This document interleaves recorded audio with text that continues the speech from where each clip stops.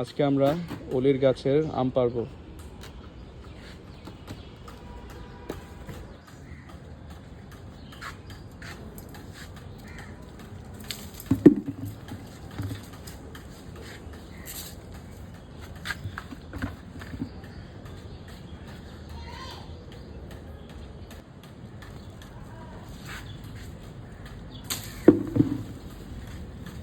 দেখি, হাতে নাও।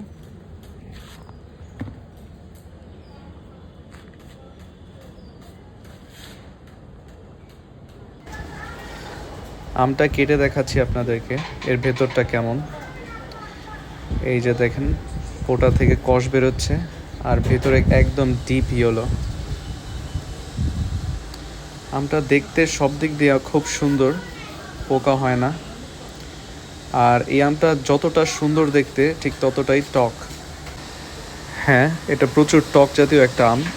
আর এর টেস্ট অনেকটা অরেঞ্জের মতো, অরেঞ্জের একটা ফ্লেভার আছে, তাই এটা জুস বানিয়ে খাওয়ার জন্য খুবই ভালো।